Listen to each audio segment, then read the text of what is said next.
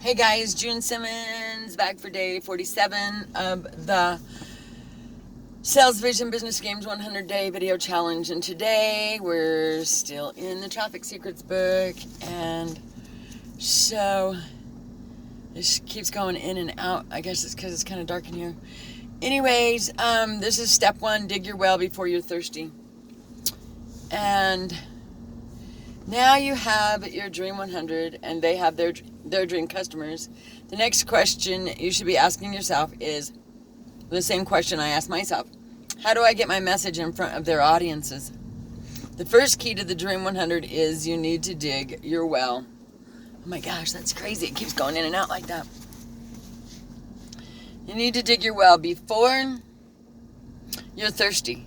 In this networking book, Dig Your Well Before You're Thirsty, Harvey McKay explains that if you want to build a business relationship with someone that's worthwhile, you have to start it before you're ready to make the deal. The most common mistake that entrepreneurs make when they start their Dream 100 is to wait to start building relationships with those people until their product is ready. As soon as I identify someone as being part of my Dream 100, I immediately start digging my well. I personally do this in a few different ways. First, I subscribe to everything that my Dream 100 are publishing. If they are your Dream 100, they probably publish at least one, if not many, different platforms, on one or many different platforms. I'll listen to their podcast, read their blog, watch their stories on Instagram, and join their email newsletter because they're likely to be a time in the near future that I'll have the chance to actually speak to them.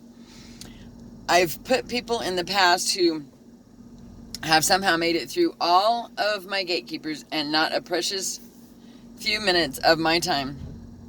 And got a precious few minutes of my time. And I figured out within seconds that they didn't know who I was and only cared about what they thought I could do for them. These conversations never turned into anything fruitful for either of us.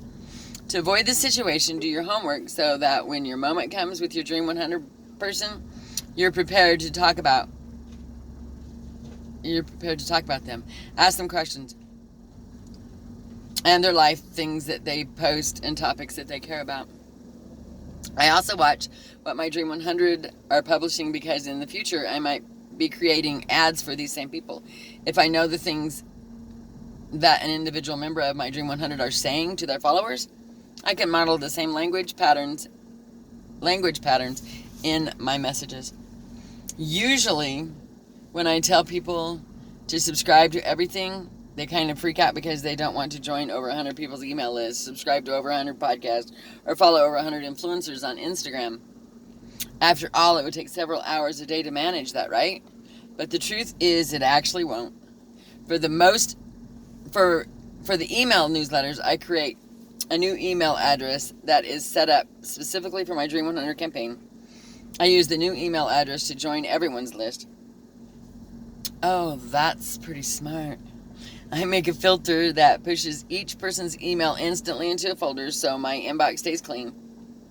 That way, when I'm about to call or message a certain person, I can log into the email account, click on the folder, and quickly look at the list of the last dozen or so emails and catch up on what they're publishing. Russell Brunson's pretty smart. I also only use my social apps like YouTube, Instagram, Facebook, etc. for two purposes: to produce and publish content and to spy on my Dream 100. I don't use them to be social because this is the fastest way to ruin your life. Okay, not really, but seriously, from this point forward, you should never look at yourself as a consumer of social media, but as a producer of it. You produce content, and you pay close attention to what your Dream 100 is doing on each of those platforms. That's it. Personally, I spend about 15 minutes twice a day quickly swiping through each app to keep my finger on the pulse of my market, and then I close my phone down and I get back to producing. Okay, so that's where I'm going to end for today. I have to get to work, so that was pretty good stuff, though. All right, you guys, I'll see you back tomorrow. If you are watching this on Facebook, subscribe to my channel. And if you're watching it on Facebook, give me some love, give me some likes, and I'll see you again tomorrow. Peace.